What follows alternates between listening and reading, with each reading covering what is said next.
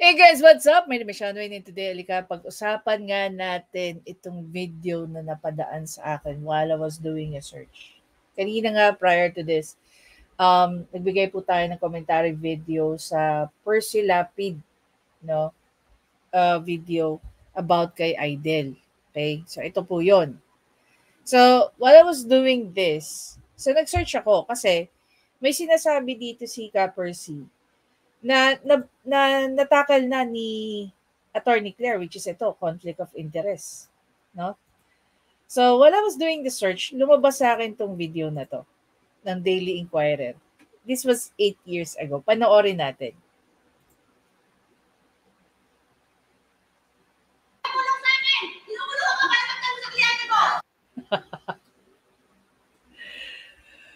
Looks familiar.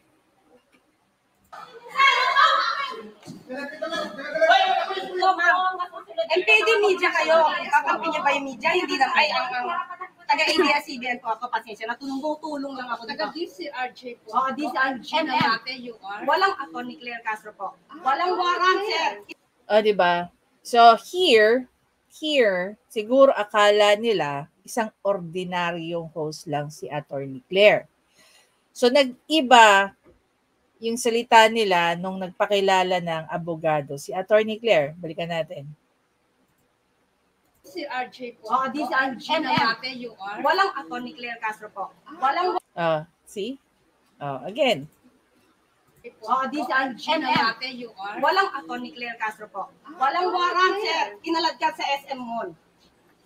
Walang warrant, walang ginagawa, walang complaint, walang ginagawang krimen sa SM Mall, San Lazaro.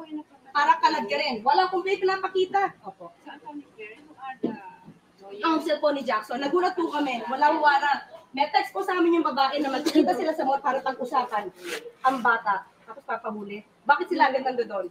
Frame up? Opo. Frame up ba to? Ba't kayo lahat nando doon? Walang tao dito na pumunta kami.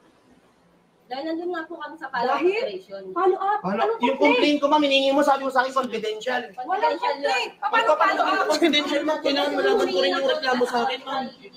Ano dyan? Anong case number? Ipapal pangalan yung kaso. Sabihin nyo, ma'am, ipafile pa lang ang kaso. Iniimbestigahan pa lang yung Ipafile pa lang ang kaso para hulihan. Walang warrant of arrest. Walang warrant of arrest. Sir, walang warrant of arrest to. Ma'am, ma'am. Sir, walang complaint. Dali lang po, ma'am.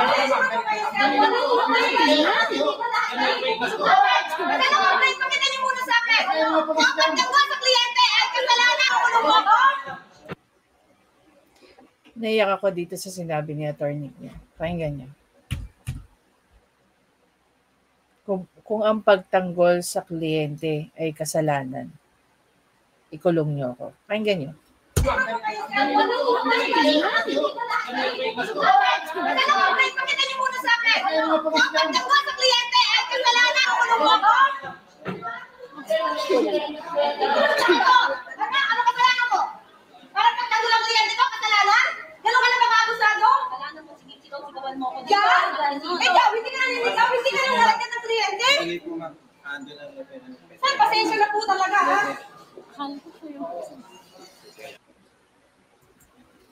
Grabe, no? Grabe. 8 years ago, may mga ganito na nangyayari. Diba? I'm very sure, even before naging abogado si Attorney Claire, even before naging abogado si Attorney Libayan, even before naging abogado ang mga tao. How much more yung mga taong walang alam? No? Pagdating sa mga procedural. Dito, obviously, nakita naman natin, walang complaint, dinampot yung tao, walang warrant of arrest. Paano magkakaroon ng warrant of arrest kung wala naman complaint? Diba? Sige nga, imagine niyo yung mga injustices na nangyayari araw-araw.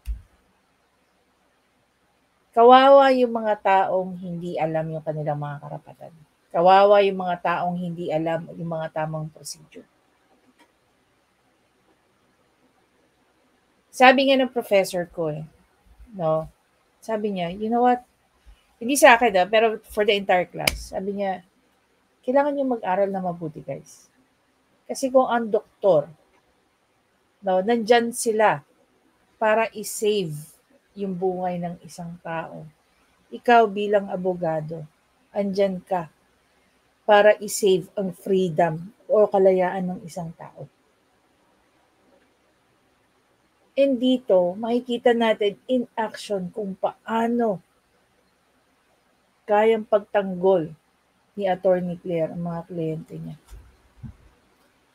Diba?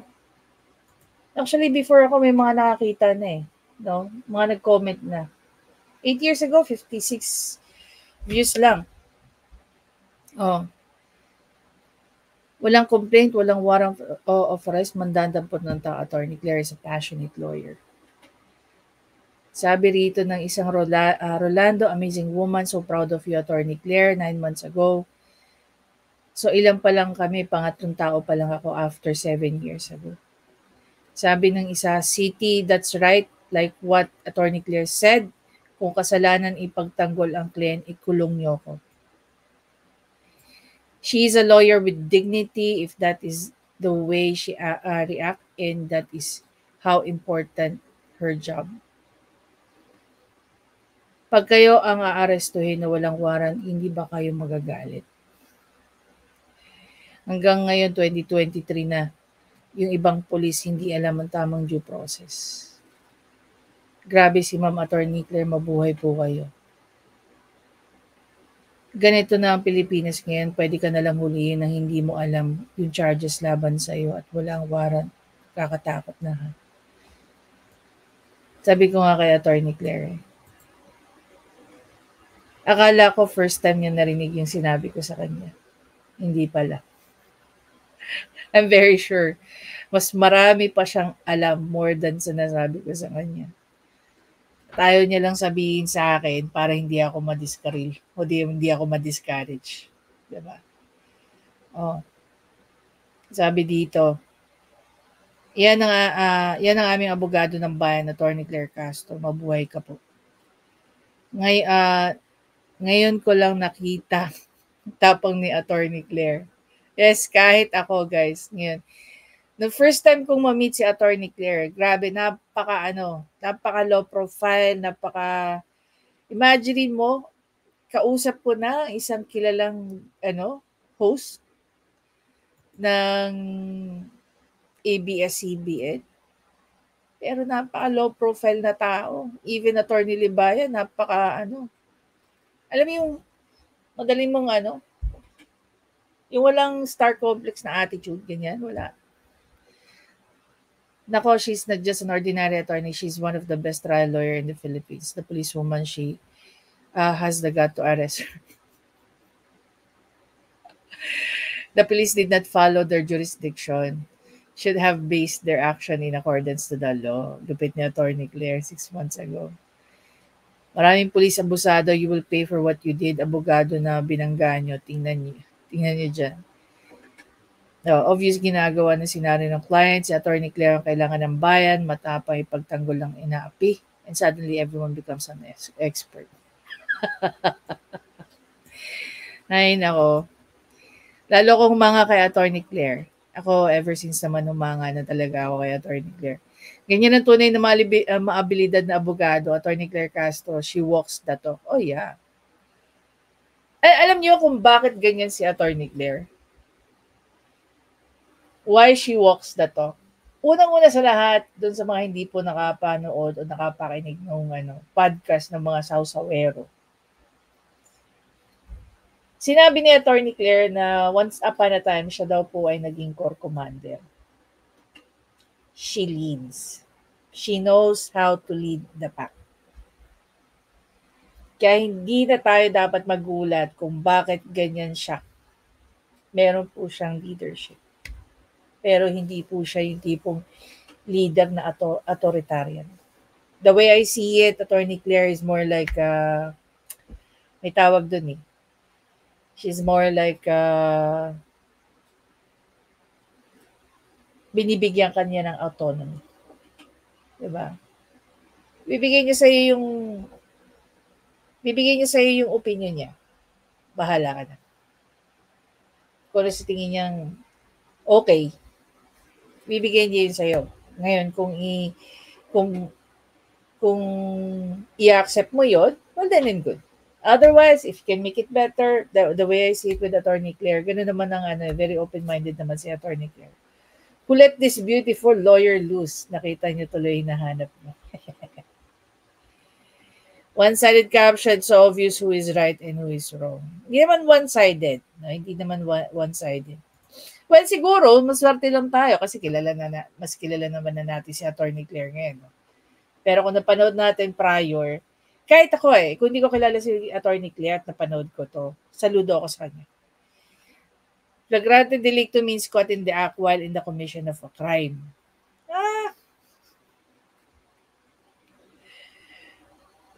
Anong crime? Yun nga, tanong, what crime? Sabi nga dito. You cannot arrest anybody based on a complaint, especially without warrant, except for situations provided by law.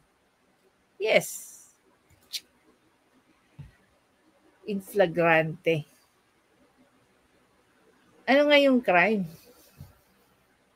Parang naano ko talaga to, nare-recall ko to, na may ganito, matagal nang kalakaran sa Pilipinas sa paghuli ng walang warrant. Mga pulis sa atin naghihintay ng kotom. Sino yung nakatato? Nakakatakot. Yun yung kliyente ni attorney. Matapang pala si Attorney Claire, idol. It was a setup. Walang illegal na ginawa, arrested. Walang complaint. Yeah, tunay na abogado, ayos, walang warrant at complaint, pwede na palang manghuli. Yeah. You have no idea. Lalo tuloy ako na in love kay Attorney Claire.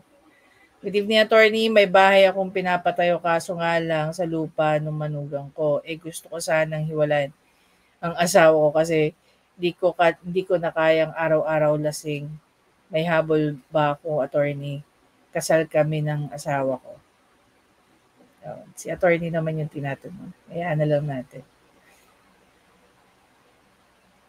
Yeah, sige, matatag ba rito si attorney? Parang hindi.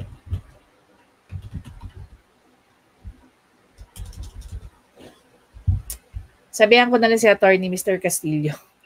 Attorney Claire Castro, kay hysterical naman kasi. Huh? Hindi pala katapon si attorney. Yeah, ang ganda niya talaga. Binalikan ko ito after ng Sausawan podcast nila Kaayo.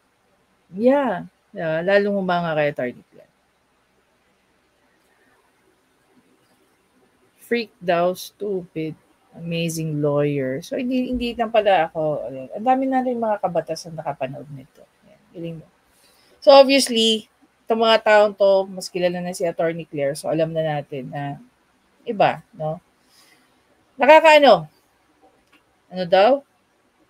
Walang modo na lawyer. Grabe naman to. Wala daw modong lawyer si Attorney Claire. Anyway. Nakakabilib lang, no? Nakakabilib si Attorney Claire, no? I don't think na sana napanood natin yung entire video. But then again, akala nila mapapaya dito si Attorney Claire. Hindi. Mas lalong lumalim ang respeto ng mga tao kay Attorney Claire. Dahil sa nangyaring to. Diba? Napakaswerte ng mga nagiging kliyente nito. Dahil hindi lahat ng abogado may paninindigan na gaya nito. Diba? Sila nila Attorney Libayan at yung ilan pang hindi natin kilala and yet kapareho nila Attorney Libayan na hindi kayang matapatan ng pera kasi may kanya-kanya silang mga paninindigan. Anyway, saludo sa iyo, Attorney Claire. Lalo mo kaming pinahanga.